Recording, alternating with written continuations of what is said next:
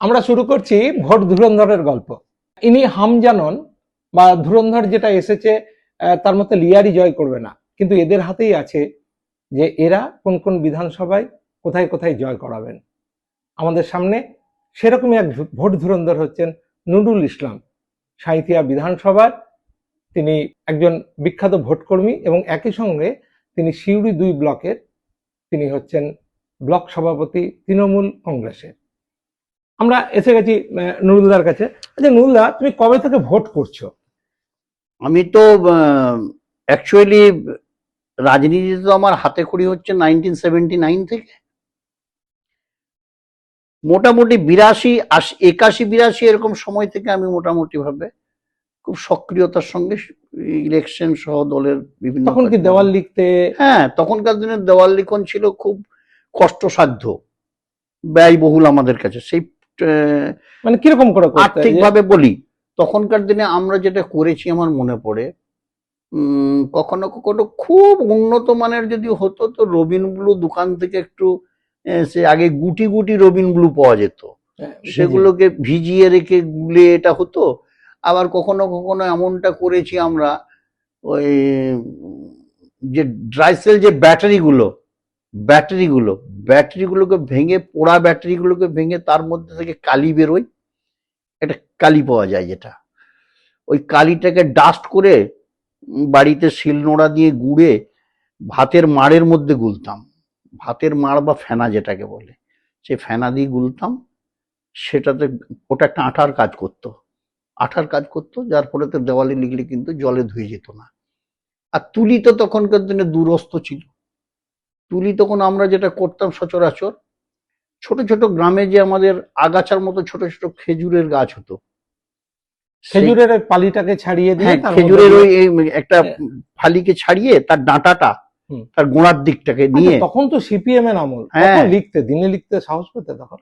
কখনো কখনো আমরা দিনেও করেছি, রাতেও করেছি, সিপিএম এর মারও খেয়েছি, পুলিশের মারও খেয়েছি, তারা খেয়েছে বহুবার। কিরকম অভিজ্ঞতা? কিন্তু অনেকের জীবন সম্পত্তির ক্ষয়ক্ষতি হয়েছে, কখনো আমাদের রঙের ভাড় উল্টে ভেঙে একাকার করে দেওয়া হয়েছে, এমনও আছে।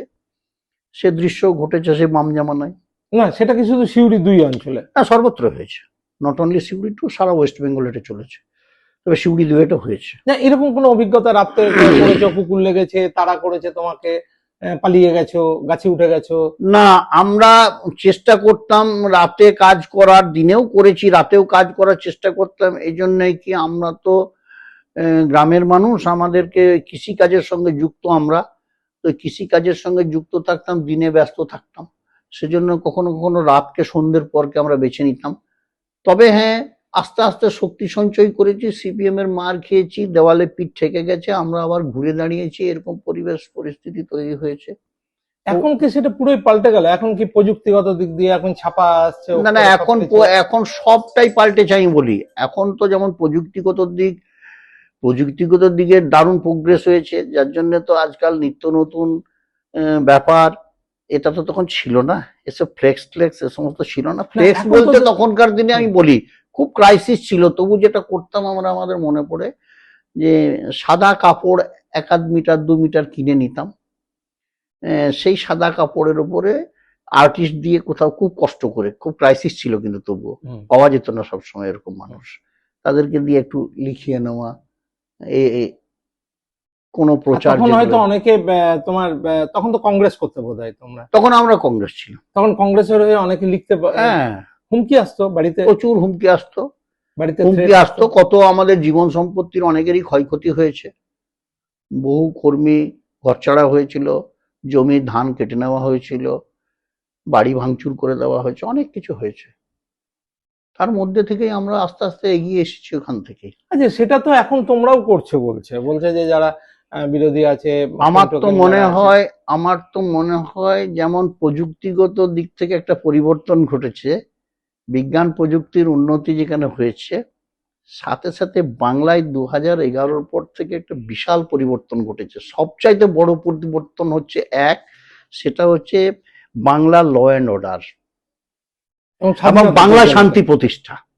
এটা সবচাইতে বড় বিষয়। আজকের দিনে আমরা হুটহাট কাউকে সিপিএম এর কায়দায় আক্রমণ, ভেঙে দেওয়া, গুড়িয়ে দেওয়া এই সমস্ত দৃশ্য নেই, একদম দেখতে পাওয়া যাবে না।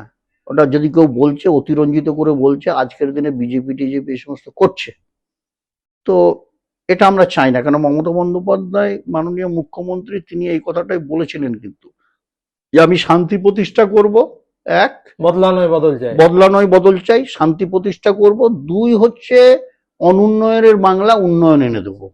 এই দুটো কথার উপরে উনি জোর দিয়েছেন এবং সেটাই চলছে। আজকের দিনে বিরোধিতার জন্য বিরোধিতা হচ্ছে, নানাজন নানা কথা বলছে, কথাগুলো তো ভিত্তিহীন, গুরুত্বহীন, মূল্যহীন। আচ্ছা, এখন কতটা এই যে সোশ্যাল মিডিয়া প্রযুক্তির উন্নতি হয়েছে, কতটা তুমি সড়গড় হয়েছে? না, সে তো স্বাভাবিকভাবে পরিবেশের সঙ্গে তো নিজেদের খাপ খাইয়ে নিতে হয়, কিছু তো করার থাকে না। সেইভাবেই এটা হয়েছে, অনেকটাই প্রোগ্রেস হচ্ছে এখন। না, এখন কি এরকম হয়েছে, তোমরা যেমন ধরো সেই সময় হাঁক ডাক করে একটা নিয়ম করে বটতলাতে গিয়ে দাঁড়াবি, সবাই একসঙ্গে এসে রাত্রেবেলা দাঁড়াতো, এখন হচ্ছে সে মোবাইলে একটা অর্ডার দিয়ে দেওয়া। মোবাইলে অর্ডার দেওয়া হয়, এটা ঠিক, এটা তো খুব সহজ একটা পদ্ধতি তৈরি হয়েছে, এটা প্রযুক্তির যুগ, এখানে সত্যি এটা ভালো দিক, অবশ্যই ভালো দিক আছে। তাছাড়াও আমরা মোবাইলে ফোনে কথা বলে দেওয়া এগুলো করি। তাতে কি আন্তরিকতা কমেছে, যোগাযোগ কমেছে? না না না না, আন্তরিকতা কমবে কেন, আন্তরিকতা কমে না। আচ্ছা, তোমরা তো এতদিন ধরে ভোট করছো, তোমরাই সত্যিকার ভোট ধুরন্ধর যা বলে সেটাই তোমরাই এলাকায়, তোমরাই কি নেতা নেত্রী তৈরি করে দাও মানুষকে? তা না, মানুষ নেতা নেত্রী তৈরি করে দেয়, সাধারণ মানুষই নেতা নেত্রী তৈরি করে দেয়, খুব স্বাভাবিক, এই কথাটা মানতে হবে।